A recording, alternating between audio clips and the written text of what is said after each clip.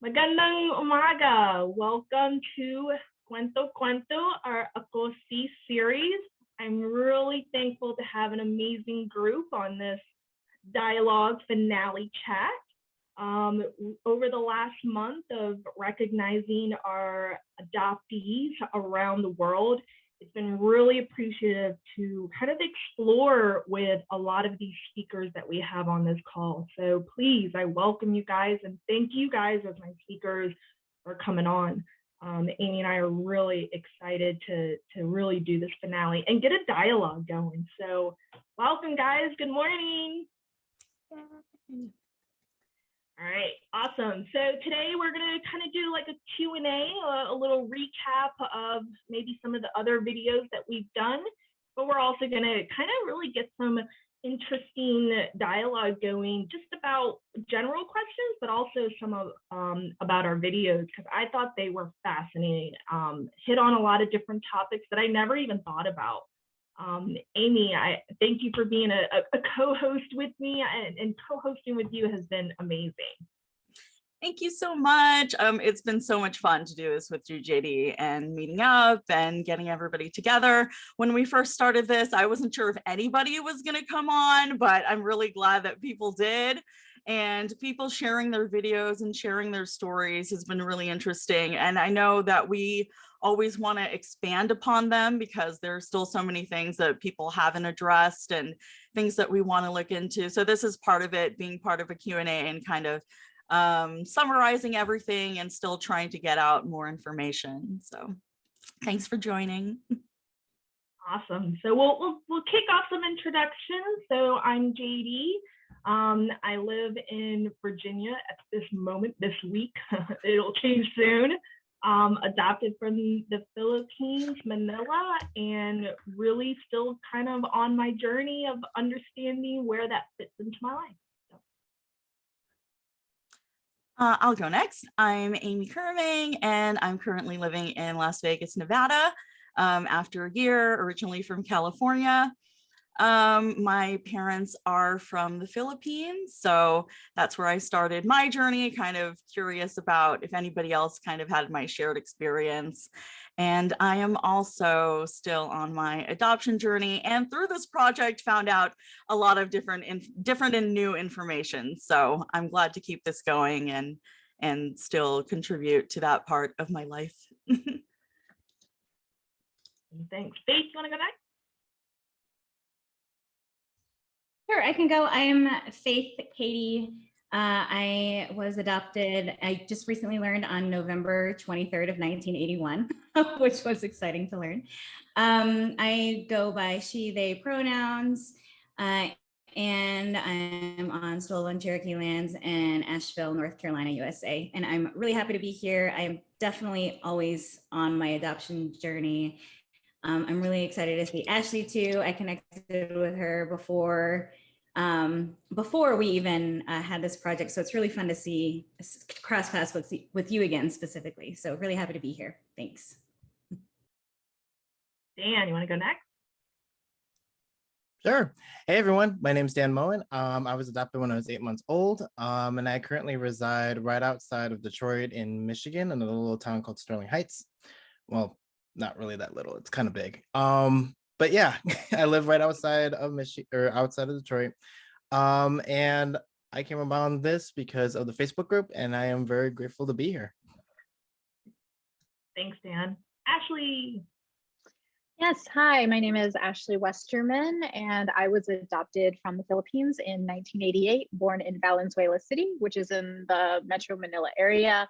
I'm currently in Washington, D.C., and I am constantly on my adoption journey because as a freelance journalist, I travel back and forth a lot and am actually in the process of currently moving back to the Philippines to cover the election. So I am very much always on my adoption journey. That is exciting. Awesome. Welcome, guys. And feel free to ping on any part of our discussions and throw out questions. I know I have tons just from watching every one of the videos. So I want to do a really fun, quick, short poll, and you could do it by a raise of hands. If you want to add any commentary, please do so. It is going to be a little bit of fun. So, poll question number 1: who loves Filipino food, and the most favorite Filipino food is?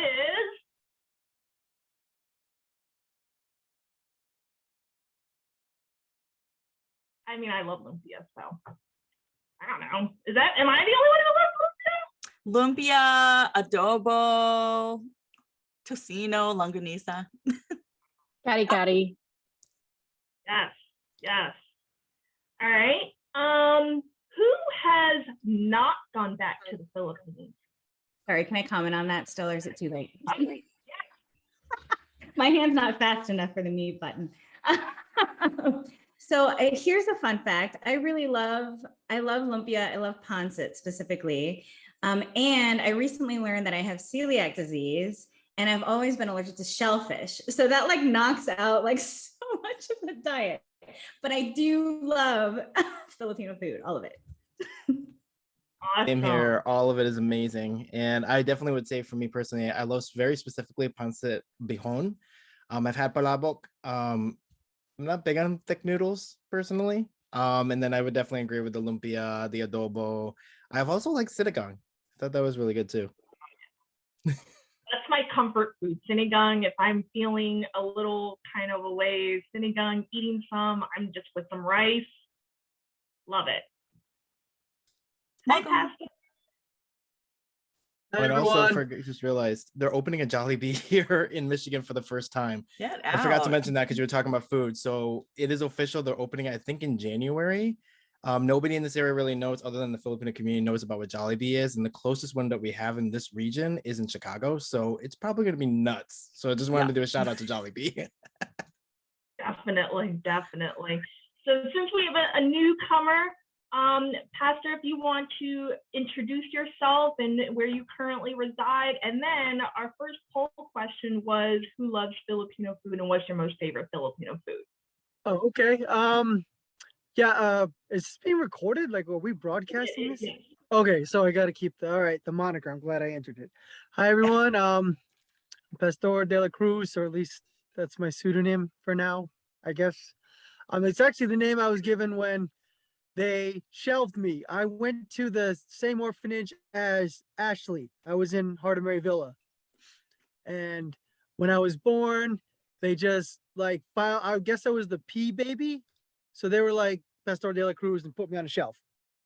As the P baby. I'm from East Coast, New England, and Filipino food. My favorite one is tiningkwan. And when I first had it, like everyone was laughing at me. I was like, oh, this is great. I kept shoveling it on. And they're like, do you know what that's made of? I was like, what? They're like, pig's blood. And I was like, yeah, that's fine. That's good. That's good. So yeah. Awesome. Well, welcome. We're just on our first poll question, so we're going to kind of roll into a second. Any commentary you want to add on, Pastor, please do so. Let's go to our second one. Who has not gone back to the Philippines since you've been adopted? And are you going anytime? Do you want to go back? Yeah, so I was actually supposed to go April of 2020, and it was like the week before all the airports shut down. And so, I learned the week before that I couldn't go. And so that was disappointing. And I am planning on March actually of 2022, and I plan on hanging out with Ashley at some point. And so I'm really excited to go. Awesome. Anybody else going back kind of soon or planning on it?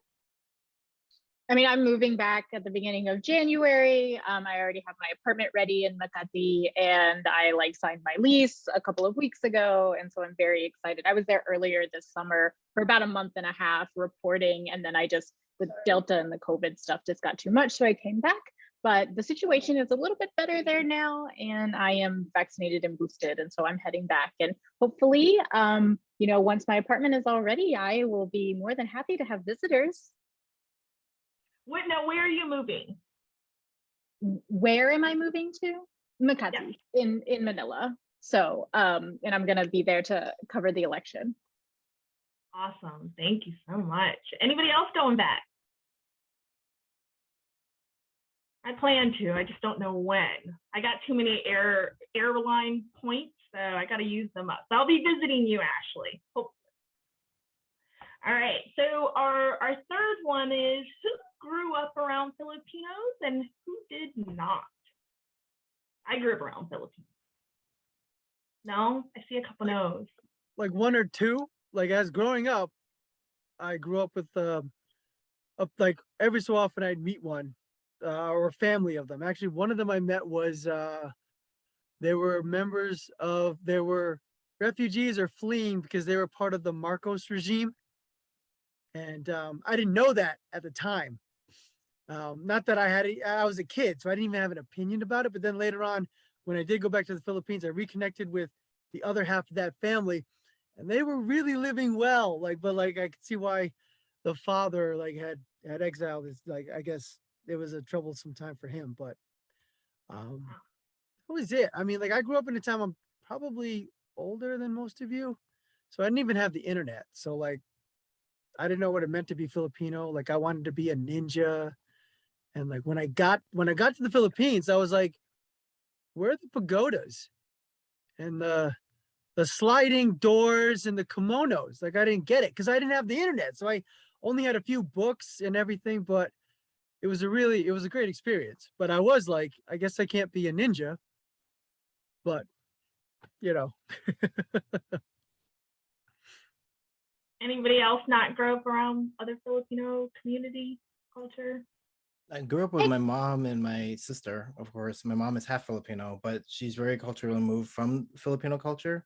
And then my sister is also an adoptee. We're not biologically related, and she's also not as connected with Filipino culture either. And then we had a close family friends of ours, but they were more my parents' friends, and that's it. No other Filipino communities. Yeah. I didn't grow up around Filipinos per se, but I am actually one of 4 Filipino cousins on my dad's side, and we're all adopted from Heart of Mary Villa. So I would see them during the summers or on holidays, but they also didn't really grow up around Filipinos either. So we were just sort of this weird bunch of adopted Filipinos who had no idea how to be Filipino when we got around each other. Yeah, that's interesting to at least have folks who know other adoptees, because I only knew one other adoptee when I was younger, and we didn't really talk about it. So I at least from a very young age, I didn't really know what it meant, and I didn't know until much later, but we didn't really talk about it even after that. So it is great to find a community of adoptees, Filipino adoptees. I have to emphasize that, because every adoptee that I know, I think I only know them through the internet, really, right? That's how I met them. So it's amazing how the internet connects us today. So Amy, I know you had a few questions too for your poll. Yes, I did. But I feel like they're more questions.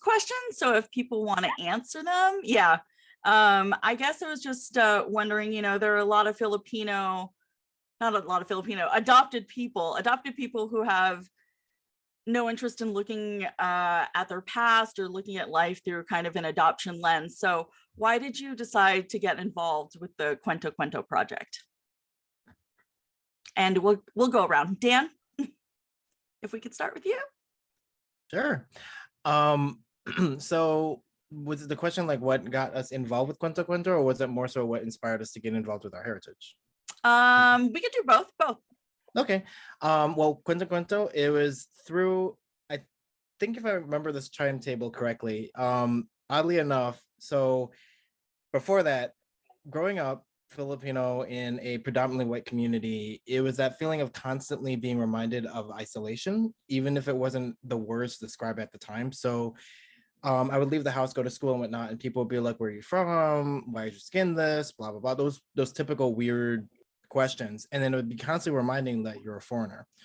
So growing up, my family had we would call it Filipino Day, and it was when we brought our adoption papers out, and we were raised knowing about our adoption experience. So we saw our documents, our stories, both me and my sister. And then that kind of inspired it a little bit, but it wasn't until late in life that I really started diving deep into my own heritage. In fact, I share a lot of that feelings with like Pastor, where it's like that feeling of like, oh, are we this? Are we this? And oh, the East Asian, is that what we're like? And it wasn't until later that clicked. And then from there, it just kind of took off, long story short. How I got into Kwento Kwento was, oddly enough, there's another Filipino adoptee in our Filipino community who found his biological family, this whole story with him. And I met him through a mutual friend of ours who was a customer at a Starbucks. And then, long story short, because he worked at Starbucks at the time, long story short, that's how I wound up in the Facebook group chat. And then, little fun fact, we ran our DNA together and we're cousins, oddly enough. We're still trying to figure out where the crisscross comes from, but the fact that it's like two Filipino adoptees in the same state match biologically somewhere in a tree is just mind-blowing. So hopefully that answers the question, but yep. It does. Amazing, Dan. That's cool. Whole world, right? Ashley, if you'd like to go next. Sure. So how did I get into my heritage? Well, like I said, I was one of 4 adopted Filipinos. I was also adopted into an American family that lived and worked in the Philippines. So I went back a few times as an adolescent, and then I went back a couple of times in college. And then I sort of just decided that I wanted to learn more. And the best way to do that was through my journalism. And actually, my very, very first international reporting trip ever, which was done through a fellowship, was a story about Filipino nannies. And so I essentially met a Filipino nanny in Houston, Texas, and then flew to the Philippines to meet her family there, to sort of understand like the remittance culture and things like that for that particular story. And then I was just sort of hooked. And then just through my work, I've traveled extensively throughout Southeast Asia. I've done a lot of reporting from the Philippines. And so that's just sort of naturally caused me to have to learn more about my culture and who I am. And don't get me wrong, I'm still definitely a fish out of water over there as well.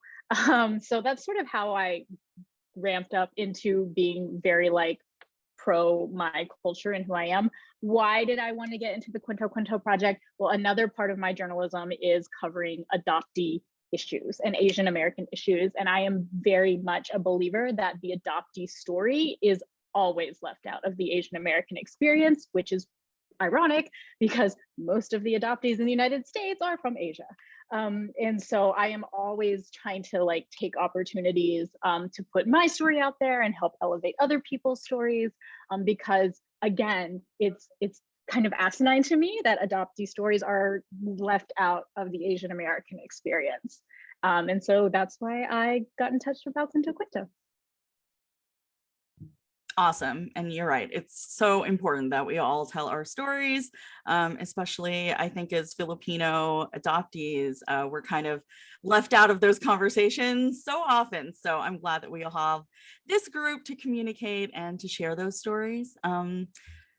Faith, if you would like to go next. Sure. Yeah, I think I definitely actively rejected learning anything about the Philippines for a lot of different reasons up until probably, I don't know, maybe 5 years ago. And then even then it was very much contemplative. Like I would buy some books and they would just sit there. Some of them are still just sitting there. I would connect like online with people, but then like not actually do anything. And then, or not actually like read things, or like I'd start the conversation and it would just kind of like drop off. But then I would say in probably the last couple of years, I would say I connected with a group in Charlotte, North Carolina, and none of them are adopted, but it's a Filipino group and we're learning the language together. And for whatever reason, they don't speak Tagalog. And really connected with them and I got interested in the culture. And then I was able to find y'all online, or the Filipino group online. I connected with Ashley and I got even more interested, and I went on this huge like rabbit hole into all things adoptees. And then when I saw your project, I actually listened, Amy, to your video. And I was like, oh, this is so cool. And so I was just like, oh, I've got to do this. And so when we all met prior to the rest of the filmings, I just really connected with everybody. I loved your energies. And I was just like, oh, I got to do this. And so, yeah, here I am. Thanks, Faith, and thanks for joining. Loved sharing your story. It was super interesting. Pastor, would you like to go next? What was the question again? The question is basically boils down to why did you decide to get involved with the Kwento Kwento project? Okay. No, I'm actually, a friend of a friend of a friend. And actually, JD, the person you met in my state is one of the people from my adoption agency. Like when I saw a picture, I was like, oh, that's her. She never mentioned the lady that did it all, that has like, I would say like maybe hundreds of, this lady has helped bring like hundreds of Filipino like orphans into adoption. And so it was really neat. We're all like scattered out, and like I would meet them annually. Sometimes we'd all get together and hang out. So one of them was, I friended them on Facebook, and they were like, oh, there's this thing called Fan, you want to join? Here's the link. I'm like, sure. And then one of them was the lady JD met. And then I got an invitation about this Kwento Kwento project, and I said, okay, sure, why not? If I could help, sure. Thanks, Pastor, and thank you for joining. I did find your video super interesting. You brought up resources, and you brought up a lot of topics that we should be discussing. I have one more question for us as a group, and then I guess we can go general. Faith said something interesting in her video, that she's of the present, so it was hard for her to look back. I think we all either described or discussed our backgrounds. So how difficult was it to look back and reflect in telling our stories? Anyone can go first. I don't want to pick on anybody, but I will. Ashley? I mean, I think for me, I've gotten just so used to telling the story over and over again, but I will say that like having to like rethink about those things and reliving the past and the trauma is never easy for any of us. I think people who are not part of the adoption sort of sphere don't really understand that it actually takes a lot of bravery and a lot of confidence to come out and say these things. And one thing that struck me about the videos is that we were all very different, but we were also all very the same in a lot of ways.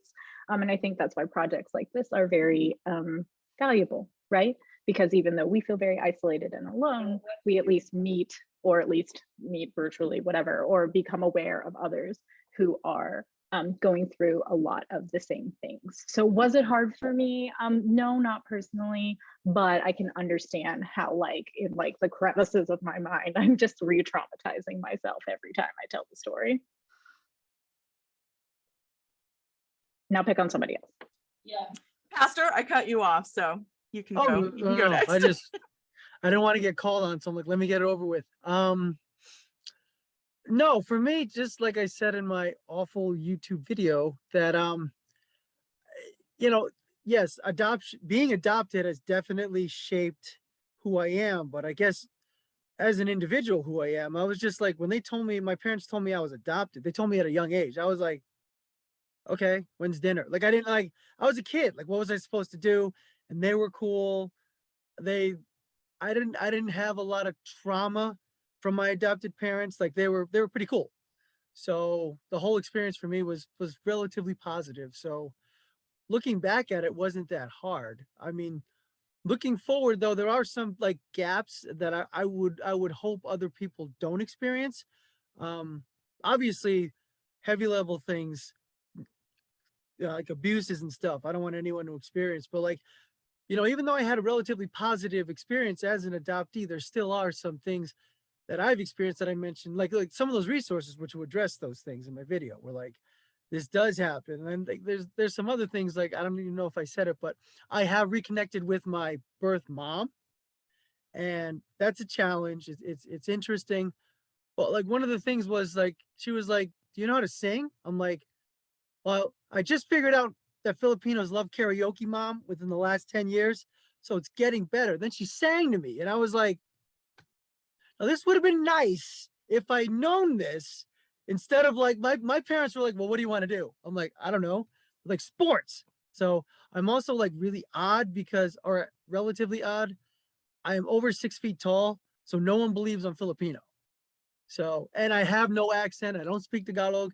So even getting to really want to know Filipinos, they're like, "You're not Filipino." I'm like, "I think I am." Like it was hard.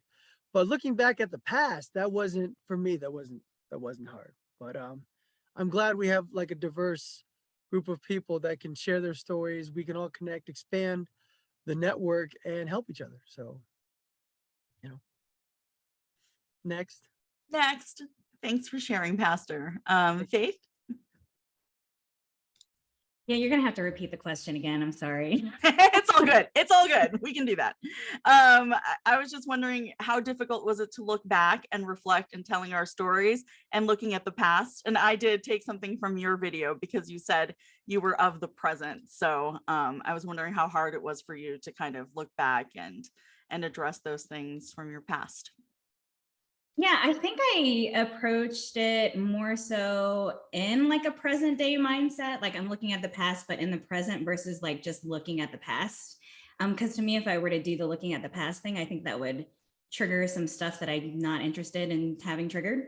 So I think the way that I did it was very careful. And also, yeah, I definitely experienced, I'm even feeling it a little bit now. Like there's definitely a little bit of like dissociation of just like, whoa, this is intense. Like, I just spoke to my mom and it's been years. And then we actually talked about adoption and,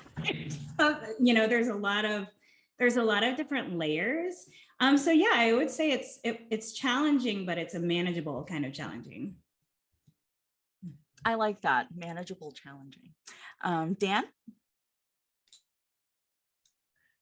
Yeah, I definitely agree on that one. I like that notion of how it's manageable, challenging, where it's kind of like there'll be days where you're totally okay, and then all of a sudden you start talking about your story, and all of a sudden it's just like, "Ugh," and it just like all comes out of nowhere. For me, definitely it was challenging growing up. I didn't have words to describe the feelings because it was coincided again with the adoption experiences along with racism where I grew up. So I didn't understand words like microaggressions and things like that. So I wasn't able to really explain those experiences. It was just more so of, oh, it was just bullying. It was very generalized. But then like I mentioned, I think late in life is when it started really kicking in and the pride started coming in and whatnot. But I think also having like that community that was very supportive of those experiences, like those, because it was a very shame thing to mention. Like even just saying it still to this day to some extent, like even saying I'm adopted is still kind of like that bittersweet feeling that comes out. It's not like, yeah, I'm adopted, I'm so proud of it. It's still very much like it's almost like coded in this country as a shameful thing, or it gets followed up with, oh, I'm so sorry, I'm so like almost like grievancing, and it's just like it brings up those like emotions and such. And then I think the other thing that makes it difficult today is still the follow-up question of, do you know your real family? Which I absolutely dislike that term, just because it always implies your family's not your family, your real family is over there or whoever they are. So it's kind of like an ongoing kind of a feeling, really. But I think it's definitely come to terms, like Ashley was saying, the more I tell the story, the more it's definitely comforting. It's just like I'm definitely a lot more open about it. But I also am very cognitive, and every time I give the discussions, that I'm like, this is just my experience. I do not represent the community by any means. But yeah, hopefully that answers that question. It sure does. JD? I'll say for me, it was hard. Every part of it was hard. I actually had to go to other people and get resources to push me to actually get out there. So mine was a complete opposite. Even though one-to-one, I think I've told my story a million times, I think just to bring up and talk about really, I don't know, controversial on a public setting, it made me think, double think, triple think, and I'm just glad to have multiple people along that journey, because I think if it wasn't for all of you guys coming on, I think a part of it I would have kept holding back. And now seeing other people's journeys and what they say, and I mean, Faith, your video has like totally inspired me to look at things from a different angle and really seeing how other people process their feelings, right? It's the same exact thing that I know when my adoptive mother was telling me, and I was just like, I need days to process this, you know? So I think that it's absolutely essential to just be around a like-minded folks, and I don't know if I would have done it. Are the memories hard to address? I think so, but I think it's also healing to talk to all these folks. And every time somebody else mentions something, I'm like, oh my goodness, wow, it's like somewhere in the back of my mind, I thought that same thing too. So that's just been, it's been an awesome journey. Yay. I think we were just gonna kind of open up other questions. If anybody wanted to ask questions, I know I have some of my own, but I definitely don't want to be just us asking. Faith? Yeah, I was really curious. I got really excited when JD, you started speaking to your experience, because we haven't, you know, I've only seen you two in this role of like host or facilitator, right? And so I really love hearing your experiences. And Amy, I was wondering if you can answer the question that you asked in this last one, if you're open to it, of course. Yeah, I was wondering if I could get away with that, but it's fine. Have you answered any of your own questions? No, these are my questions. They are for me to be asking. But I see your point. So just going off of what JD said and looking back at those things, it's hard for me to think about the past, because I've also never kind of really addressed it. I don't really talk about these things with anybody. So my general idea was just kind of get an idea of in my head of what I wanted to say, and then kind of go on and talk about it. And, you know, I ended up crying, and I was like, do I cut this? Like, do I edit this in post, or do I just like let it go?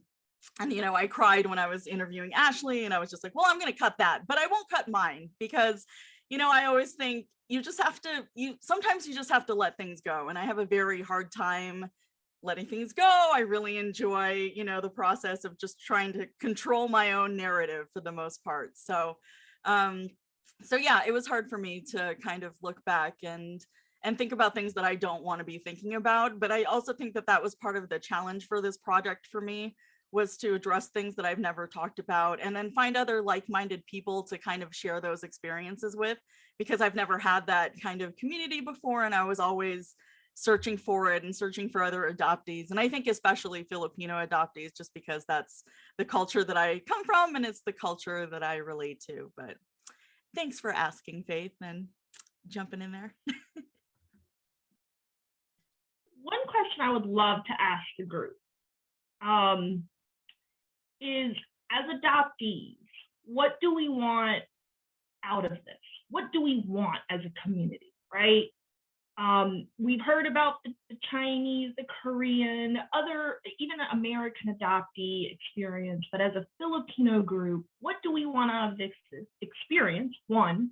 And then two, what do we want for others to know that is exclusively our viewpoint, right? So what do I want out of this experience? One is I would love the network of folks that we can showcase the true Filipino voice on adoption. And I really want to expand it and give a voice to others, not only within the fan group, but, you know, new adoptees in the future. But I would really like for folks in the adopting spaces, so the social workers, the government folks, even folks in the US that work around adoption, I really want there to be a better resource for folks that are in this space, whether that's mental health, whether that's a supportive group, whether that's just even maintain a section where we can go to that says, here's all of our resources. So from my point, that's kind of what I'm looking for, but I want to open it up to anybody. So what are we looking for as a group? And then what do you want others to know, whether outside of this group or inside of this group?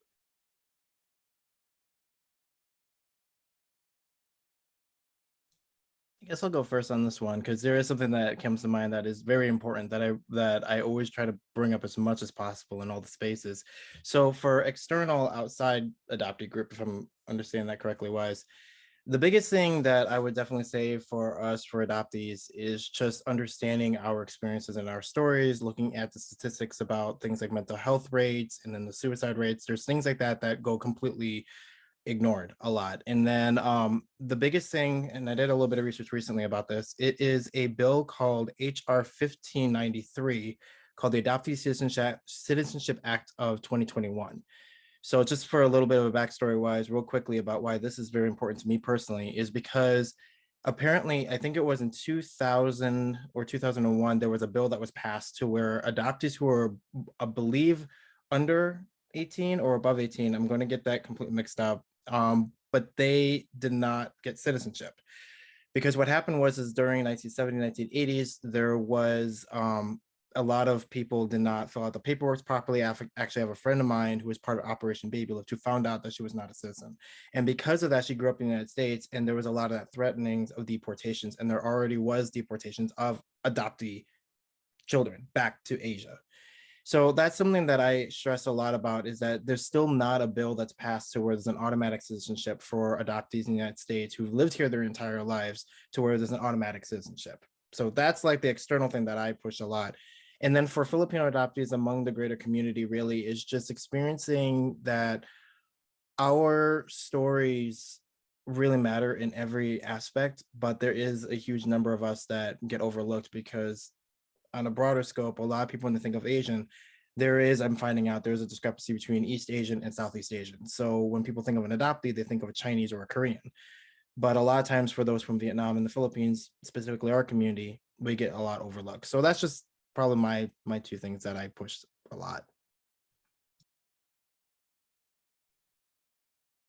I think you summed up a lot right there, Dan. I really appreciate that. I think he hit on all of them. Anybody else?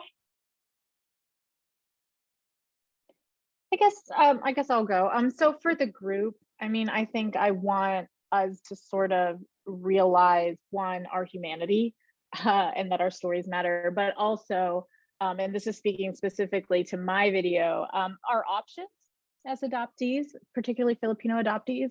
For example, our balikbayan status, our status that technically we are dual citizens, which is very interesting and something that I've discovered on my 6+ year journey to obtain my Filipino passport. And just this idea that we have some benefits, being one, Filipino, which is very specific because the Philippines has a very, very close relationship to the US, and two, being adoptees. And so like, again, I guess that like sort of dovetails into like resources, right? And like the more we tell our stories, the more we realize that other people have resources or discovered things, and that's really, really important. So for the group, I think that that's really critical. Because you can make choices about your life later, like you want to move back and it's okay for you to be there, like me. The other thing, so for the outside people, yeah, totally what Dan said, just sort of reclaiming our stories too. We fit in a very unique position where we are Southeast Asian, yet we don't look Asian. We are not thought of when people think about adopted people. And sort of this idea that we need to carve out a space and we need to reclaim our stories.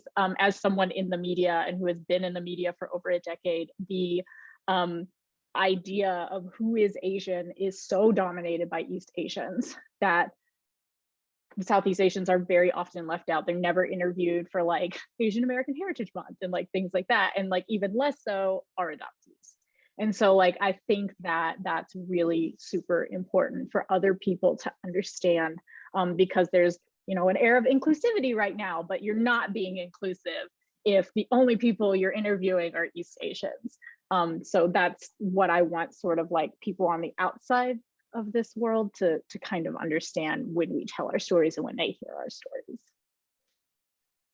Can I just say, Ashley, thank you for really getting into this. Your article, I did read when it first came out, and I was shocked. I was like, a Filipino? What? Not. Sorry, which one? Which article? Your article that it was at NPR, and it was about, I guess, My birth mother. Yeah. Yeah. That I can't say that I remember so much about the article. I just remember that it was a Filipino-inspired story that I've never seen anywhere. And to be here today and connect with you as the author, I don't know about anybody else, but for me, I remember that moment because it was just one of those where I was like, wow, nobody else talks about this. And I can't believe somebody is talking about it. And to see that you're continuing in that journey, it means a lot. It means a lot. And I mean, you're so fully loved and supportive from all of us. So I fully represent folks who really go out there and push the narrative and push our rights and stuff for us. So I just want to say thank you very much. Oh, thank you. And I will say one other thing, like I did that story in 2018. And was it a public service? I suppose, but I also like don't think I could have gone through that experience without like looking at it as a journalist. But I will say that about once a month, ever since 2018, I get an email from somewhere in the United States, some adoptee. It's not always a Filipino. Like I've actually had a lot of Latin American adoptees contact me about that story. So just know that like, yes, are we doing this sort of for ourselves and for our communities, but like us taking charge and like telling these stories reverberates out to the other adoptees that are in this country. And that's really crucial. Yeah, definitely. Thank you so much, Ashley. I just want to jump in real quick to piggyback off of what she's saying, and just like also the idea of that story was on NPR, which it had so much reach, I think, and I think that's the reason that it reached so many people as well.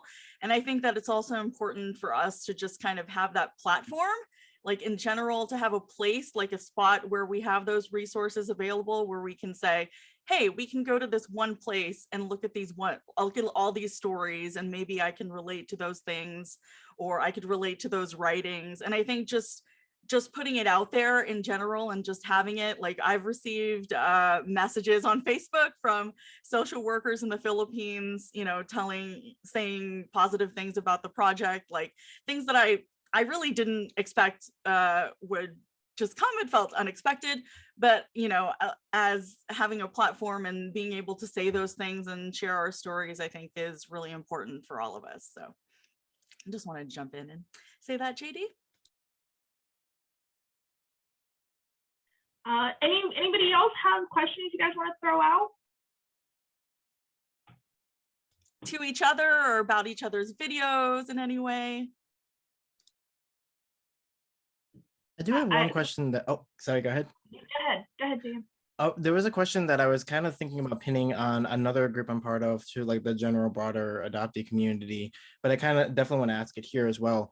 Do you sometimes feel like for those who have been involved or around other Filipinos who are non-adoptees as well, and then of course in the greater community as well, do you sometimes feel isolated between both, where like for as an example, when I go into one group, it's like, oh, you're obviously foreign, you're this and da da da da. But then when they go into the Filipino communities, they start speaking in some like in one of the Filipino languages, and then it is a joke, which I totally like just like roll off my back, but it gets to you after a while where it's like, what kind of Filipino are you? You don't know this and this and this and this. So I was kind of curious with everyone else if you've ever had that experience where it's like that isolation where you're not Filipino enough to be Filipino, but you're also not this, so it becomes kind of like this weird orphaning is the way my friend put it once. So I was just kind of curious. No, yeah, I could definitely relate to that one. Maybe I do have more negative, because I don't know if that's just who I am or if it is as a result of this kind of isolation that if you've experienced it too, I have, because it's like like my friends, once they get to know me, and they're all like not a lot of Filipinos, but like the American, mostly white and like so like Latinos, and in my church it's really diverse, and there's a few Filipino families there now. But yeah, I get that. We're like, and I've become really introverted. Like going back to the other question, just backtracking real quick, like internally, I guess to quote that one of those superhero movies, like this character was like, so do you want to join? And he's like, yeah, because I don't have a lot of friends. Like I have like 4 or 5 really close friends, and I'm an introvert, so the rest of them I don't need. But I remember, actually, you guys know the term, I don't want to offend anybody, but like, actually it's funny, other colors or races have like the term Oreo cookie. Actually, I learned this stuff in college in Filipino groups. We have 2 being Asians, like we got bananas and Twinkies. So I was telling Filipinos that, and they were like, oh, this is our new friend, Paul. He's actually Filipino. He's a banana. And then then they just start riddling off Tagalog to each other. And I'm like, yeah, yeah. So then I was like, oh, well, we're in America. Guess who people understand more here? And I'm like, me. And I'm like, it was weird. It was weird. I'm trying to like everybody. Like when I was in college, I joined the Filipino and Asian American Student Association. I told a few of you this, and they made me the president. They made me all these things, but then they would never talk to me. They were just like, go ask for the money, go represent us. Yeah. And I'm like, hi, everybody. I'm here to represent Filipino American Student Association. How are you? Like kind of thing. And they're all like, yeah. And I'm like, but I'm not connecting with a lot of people. And then I would run into other things where you could tell Americans are like, oh, but you're not like, you don't look like us. Like that's another thing. Like white people are like, but black people are like, well, you're not, like I get that. And I work with inner city juvenile delinquents. So like, yeah, like that's another thing too. Like I don't have the full scope and I'm really glad and thankful for people like you, because you guys, I've like never left the state I'm in, like literally. And you guys have done all this stuff, and like you guys deserve a round of applause for the steps you guys have taken. And I'm just like, oh, we're talking about adoption. Yeah, I'll join. And I'm like, I had no clue. So I don't understand the scope of what needs to be helped. Like my profession, I'm helping other people. Well, I guess you could say I don't want to offend anybody, but I don't know it. Like I don't know any Filipinos. I know a lot of, I heard this Asian comedian female once called like jungle Asians. Like I know in the cities I work with, I've run into a lot of like Vietnamese, Laotians, and I've helped them. Like they're not that bad, but I don't see any Filipinos like where I'm from on the East Coast, and I'm not in New York City. I know there's a ton there, but like, like we don't seem to be. So yeah, I would love to understand the greater scope of Filipino adoptees so I could help them, because I'm like, well, I don't know what's going on with them. Like my caseload is other people's problems, and I don't know ours. And I would love to know ours to help, because I'm like, I don't see the problem, and I didn't have that bad of an experience. So be great to know that stuff. But yeah, I get what you're saying. I totally, feel isolated a lot of times about stuff. So I get through it. I'm like, I'm fine.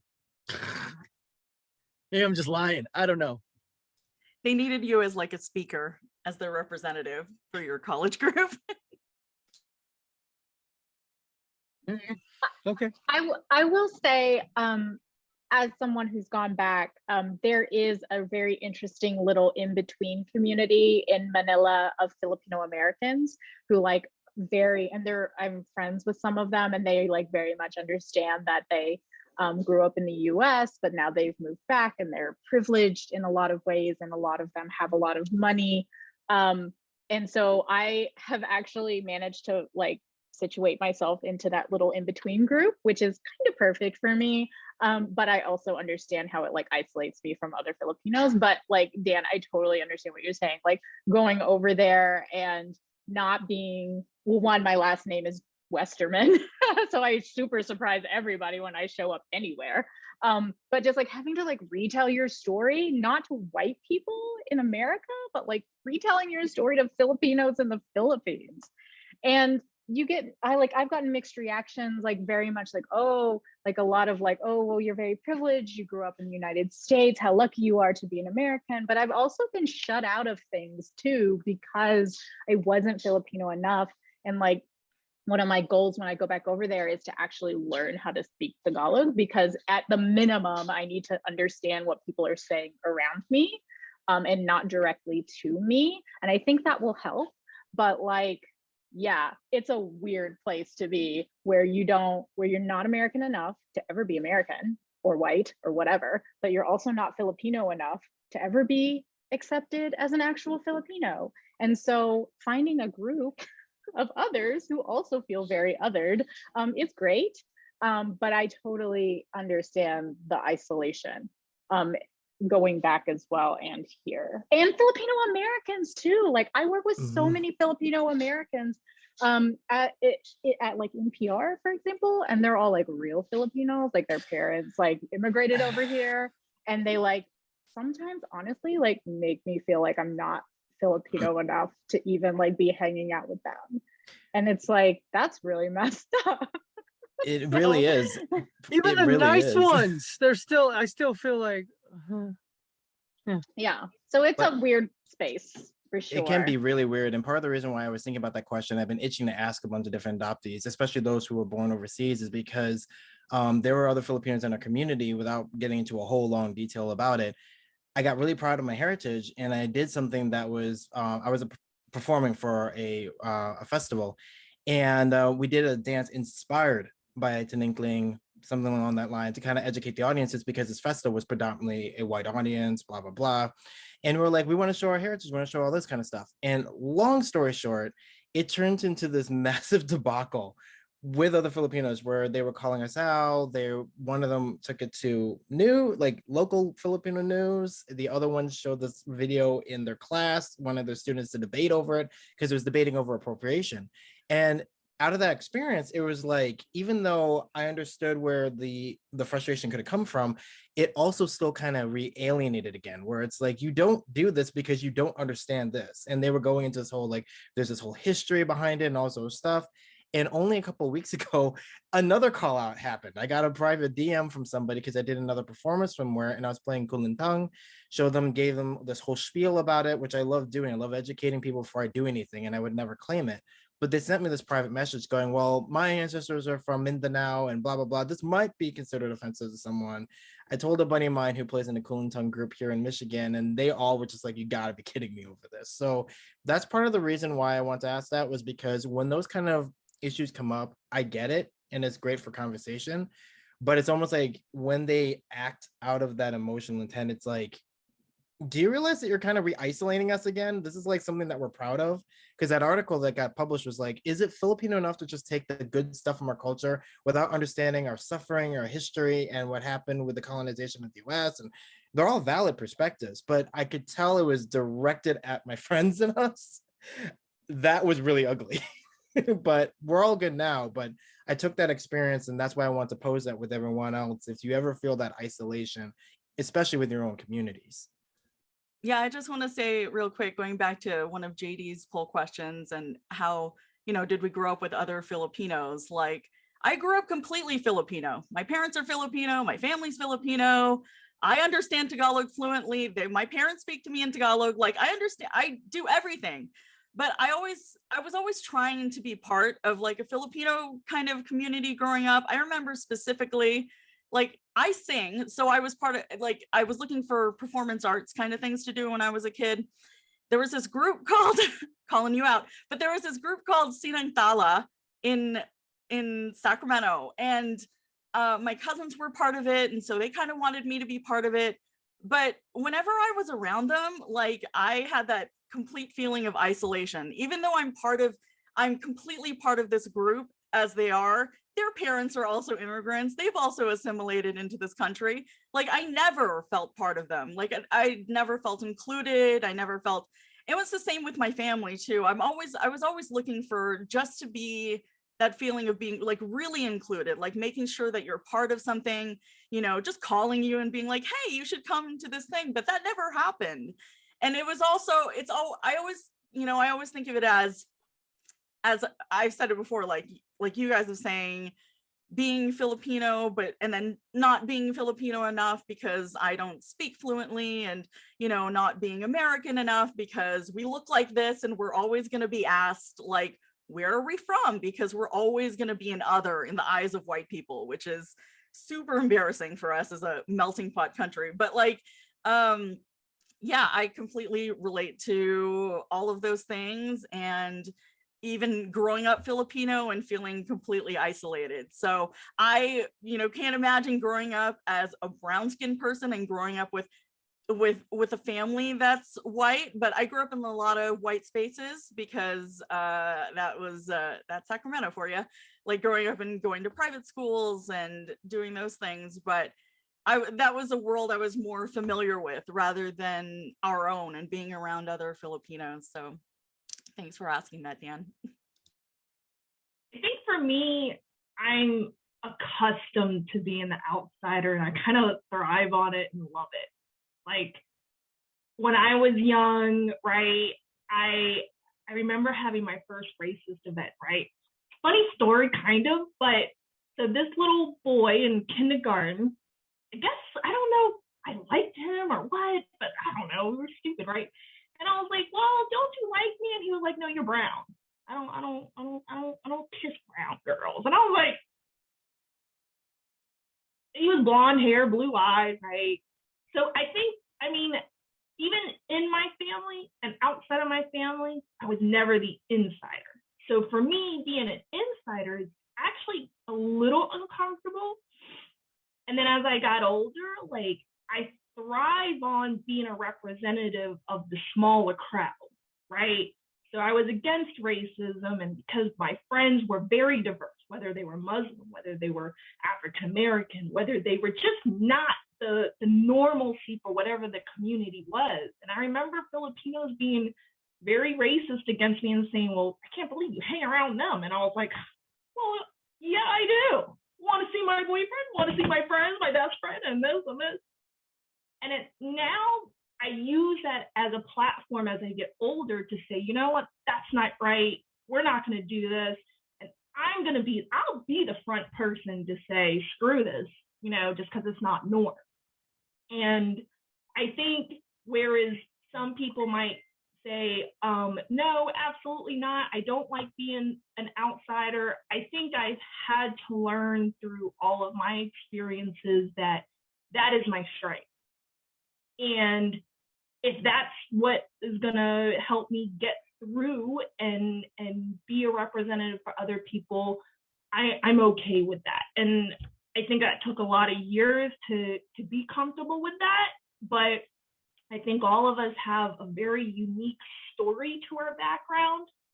And I think now that we're all at a certain age, 30s, 40s, where we could say, you know what, it sucked for a long time, but we have an ability now to use something of our experiences to promote something or to back something or support something. So I'm kind of a lover of it.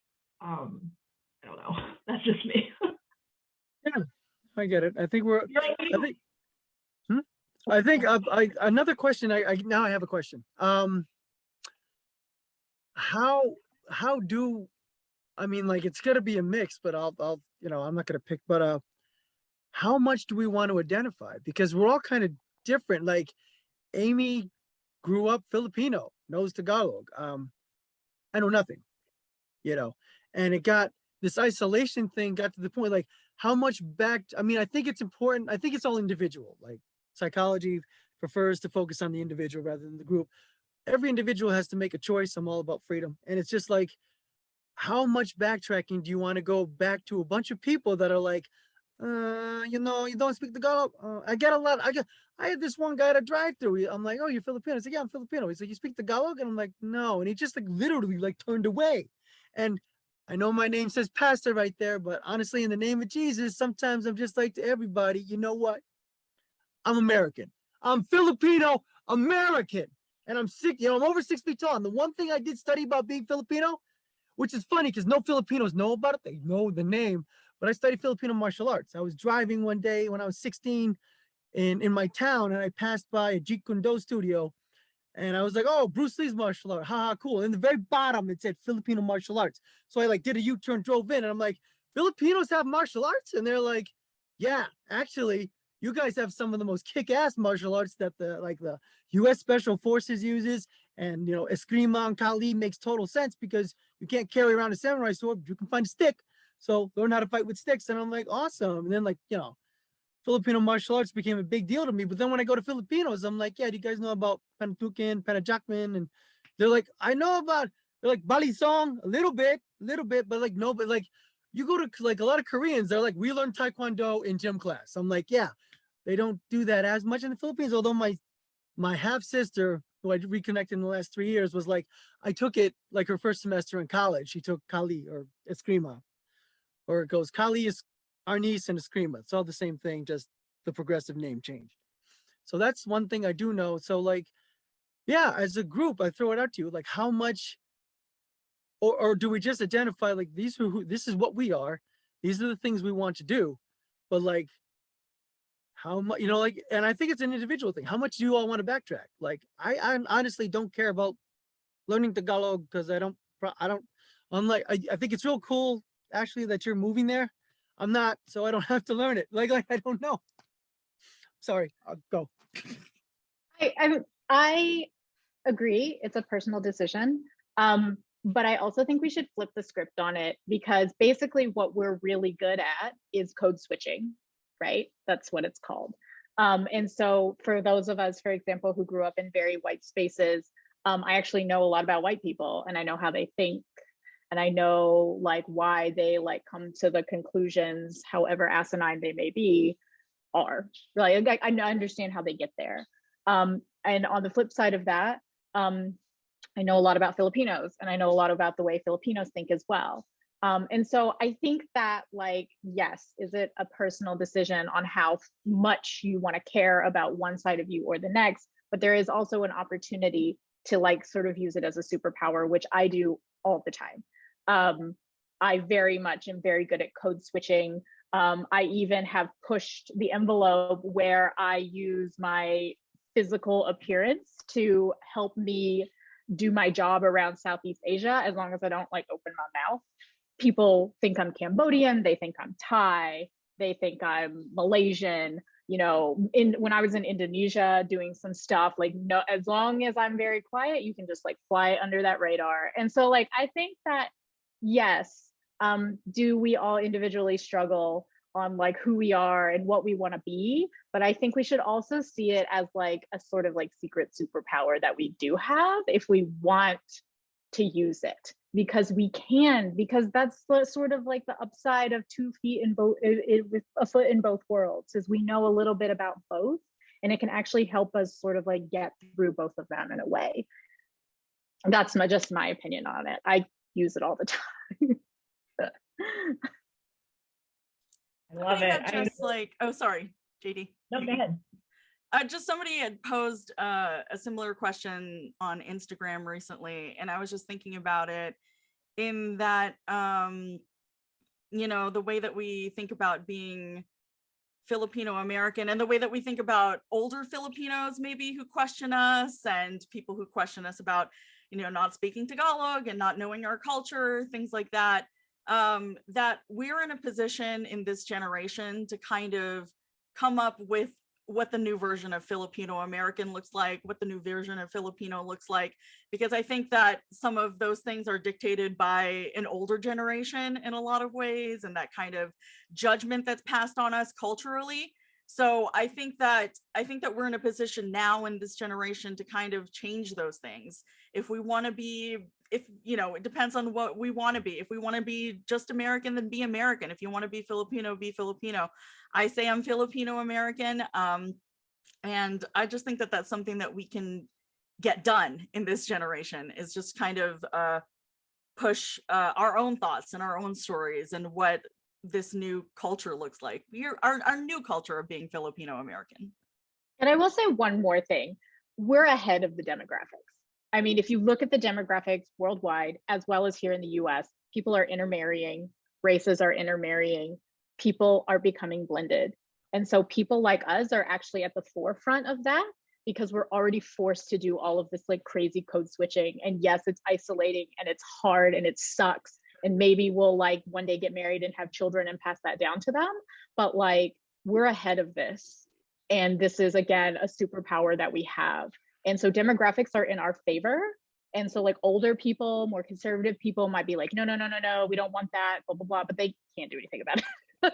So really we're ahead of everybody else, and we should look at it that way. I think that's a great point. And honestly, I think you coined that phrase, the code switching. I do it all the time, especially because I have to be professional, right? But then when I'm in my social group, depending on who I'm around, I can easily like, right? So I think that's, I mean, there's so many topics that we brought up just in this discussion that I feel like we can go on and on and on, right? So thank you to everyone who has given not only your personal story through your videos and presentation, but also just on here. And I think this discussion right here really shows about how much we can continue. So I really want to personally thank every single one of you guys, Amy, Faith, Dan, Ashley, Pastor, and to all of the folks that are part of FAN and all of the folks who have been watching this, because I think that this shows that as a community, we need more.